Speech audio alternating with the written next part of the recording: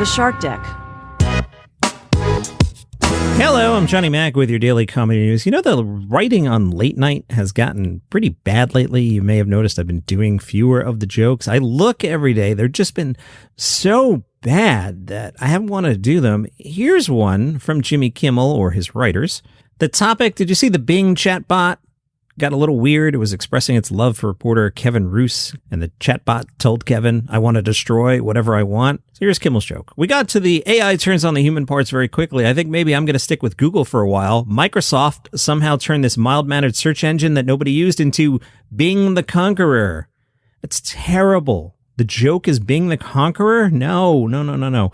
Colbert had a bad one, but then saved it with a good one, the bad one first. The topic, all the storms out west last week. Colbert said, for the next 72 hours, your job is to breathlessly follow the AccuWeather radar tracker and give constant updates to the family group chat.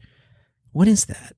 But he saved it. Half the U.S. is set to freeze. The other half faces record high temperatures. It's a meteorological phenomenon known as any couple sharing a bed. See, I like that one because my wife walks around in shorts and I walk around in 3 sweaters.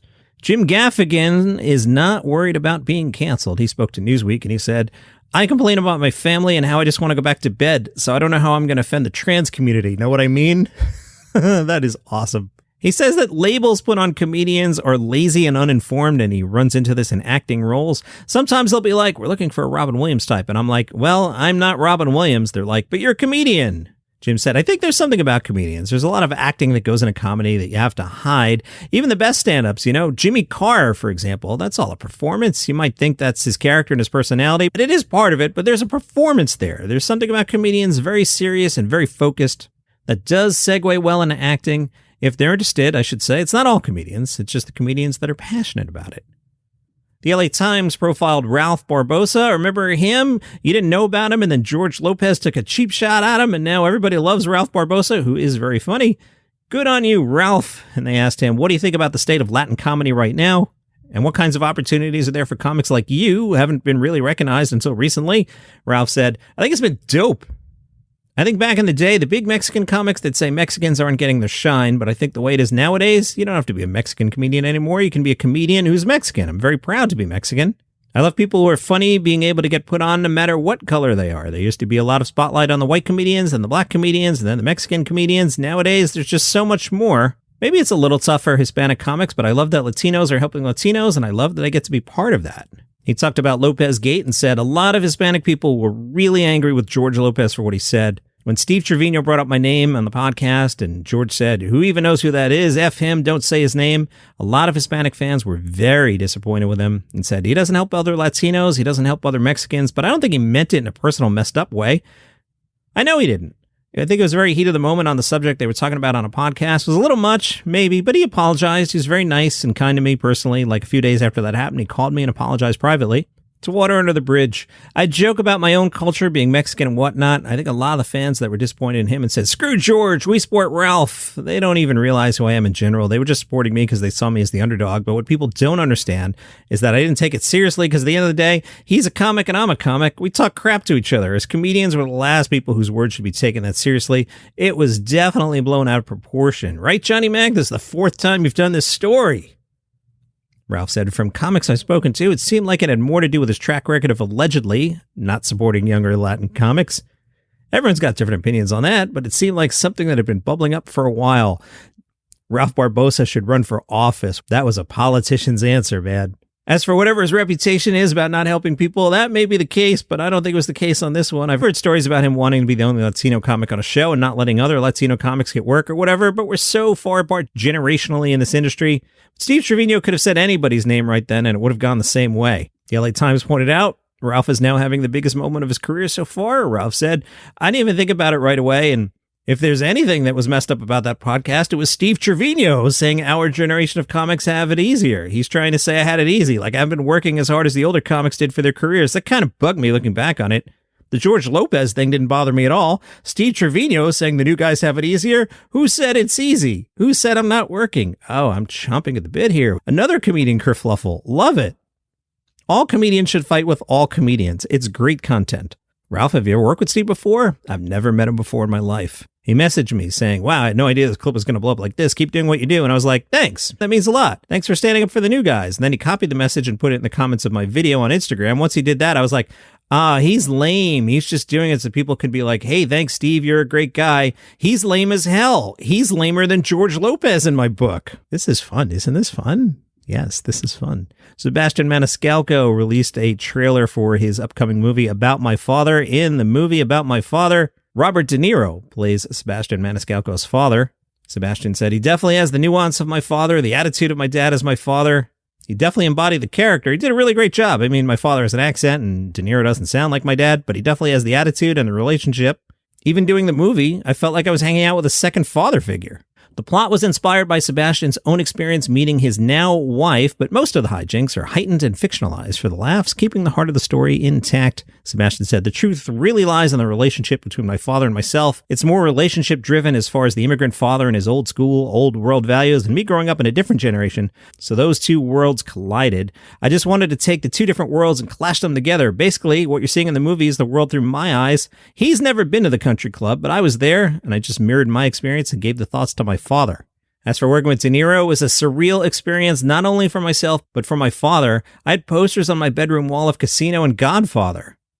Those are experiences I shared with my dad over and over again. Next thing you know, he's sitting across from De Niro in a living room in Oklahoma and giving him pointers on how to wear his hat or how to smoke a cigar. About My Father in theaters May 26th. Distractify spoke with Josh Johnson. He's got a relatively new special on Peacock. The topic was the death of comedian Jack Knight. Jack had passed away at age 28. It wasn't until later that an autopsy revealed that Jack Knight had died by suicide. Josh told Distractify, you don't necessarily have to be happy to make people laugh. Kind of like how a person might be a bodybuilder. They're just trying to get strong and build up and look good and everything, and all the while they might be sacrificing their joints, their tendons, or ligaments. People's minds work the same way, so people can be successful. People can have everything that other people in their field could want and look like they have it all together, and then, things just aren't that way. And there are things that may be going on in the background. They need help lightening the load, and people don't know.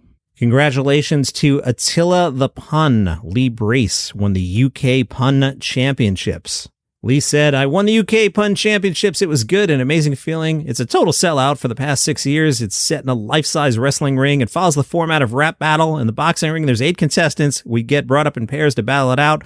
Topics are picked randomly on the night. We get given 20 topics beforehand, but we don't know what's going to be picked on the night. I've done comedy for about 20 years on and off, and then I tended to do puns on social media, but I've never done them live. I had to write about 200 puns. It was good to go up against other comedy writers and win it. I like how simple puns are, and I like the wordplay, really. I like the fact they can get it grown from the audience. At the Pun Championships, it's nice to see people crying with laughter at them. Ready for some puns? Okay, here we go. And I'm sure Lee told them better than I will. I took my Spanish friend for a picnic this weekend. He said, gracias. I said, yeah, I should have brought a blanket. Took me a minute, too. When I was a kid, my mom used to run a dating site for chickens. She did whatever she could to make hens meet. I've just applied for a job as a waiter. Well, someone has to put food on the table. Whenever there's an eclipse, my dad starts shaking and twitching, lunatic. One more. For Christmas, I brought my girlfriend a book about hypochondria. Well, what do you buy the woman who has everything? Hey, I found out more about the Cannibal Comedian. True story. I was at the bar playing trivia, hanging out with Glenn. Couple beers in, I got an email from writer-director Sean Hates, who was asking me if I wanted to cover Cannibal Comedian on the podcast. I was like, dude, I already talked about Cannibal Comedian, but yeah, I'll talk about it more. I'm in. Writer-director Sean Hates talked about the making of the project and said, after finishing my previous film, Big Top Evil, I had my hand at stand-up comedy and discovered how brutal the world was. Comics use phrases like, I killed or I murdered tonight. And I thought it'd be fun if we had a serial maniac who really did kill on and off stage. And so Cannibal Comedian was born. We shot out in the high desert around and through the pandemic, which made things more difficult with a skeleton crew. Is that a pun? But we safely got it done. I'm super proud of this passion project and everyone involved. The film is seeking distribution for release later this year. Now, hopefully, Cannibal Comedian becomes a big success and Sean and I can become friends.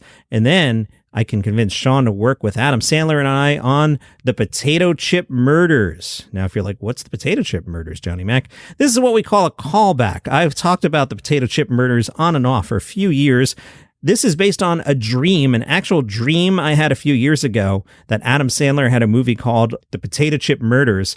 And from time to time, I asked the AI chatbot to write the plot. Here is the latest plot for The Potato Chip Murders starring Adam Sandler, hopefully someday directed by Sean. The AI writes, The Potato Chip Murders is a dark comedy crime film starring Adam Sandler and Rob Schneider. Sandler plays Detective Jake Stone, a bumbling and inept detective who's been assigned to investigate a series of bizarre murders that all seem to be linked to the same brand of potato chips. Stone is joined by his longtime friend and partner, Officer Bob, who's played by Rob Schneider. I love that the AI nailed that Schneider's character would just be called Officer Bob. Perfect. Officer Bob is just as clueless as Stone, but he has a heart of gold. Right? Schneider could play that. Together, they stumble their way through a web of lies, deceit, and murder, all the while trying to keep up with their daily quota of potato chip consumption. Gotta have a gimmick, right? Along the way, they encounter a cast of eccentric characters, including a potato chip tycoon, a retired detective with a grudge against Stone, maybe Kevin James could get in this movie, and a group of conspiracy theorists who believe the potato chip murders are part of a larger government conspiracy. Can you not see this on Netflix? You can, right? Adam Sandler has made far worse films than the potato chip murders. I even had the AI write a scene. Detective Jake Stone, again, I'll remind you, played by Adam Sandler, arrived at the crime scene, munching on a bag of potato chips as they surveyed the area. The scene was chaotic. Police officers, forensic experts scurrying around, collecting evidence, snapping pictures. Adam Sandler's Jake Stone approaches the body, a man in his late 40s, lying face down on the floor, surrounded by potato chip bags. Officer Bob, played by Rob Schneider, says, "What do you think, Jake? Is this the work of the potato chip killer?" Sandler of Stone says, "I don't know, Bob. Looks like a pretty standard potato chip related murder to me." Bob raises an eyebrow. "Standard?" Sandler of Stone, "Yeah. The victim was clearly snacking on a bag of chips when he was attacked, and look at the evidence." He points at all the potato chip bags. "All these bags are the same brand. It's a clear pattern. The potato chip killer strikes again." You'll watch. And that's your comedy news for today. Follow the show for free on Apple Podcasts, Spotify, YouTube, wherever you get your shows. Let's get this movie made. Everybody flood Netflix with requests for this thing. I don't even want money for it. I just want to make fun of it. See you tomorrow. So you're at McDonald's and you get your bag and you open your bag, you want to grab a couple of fries or something, and there's $5,000 in it. Yeah, this happened to one guy. Hi, I'm Johnny Mac, host of 5 Good News Stories. He gave the money back, don't worry. If you want to start your day with a smile twice a week, I've got 5 good news stories for you. For example, there's an airline for dogs. Or what about the woman in her 80s who just released her debut album? How about the dude who found 150 corn on the cobs under his floorboards? Is corn on the cobs even the way you say that? Who cares? And yes, that was a pony at the supermarket. 5 good news stories, the number 5 good news stories, 5 good news stories, the number 5 good news stories, wherever you get your podcasts.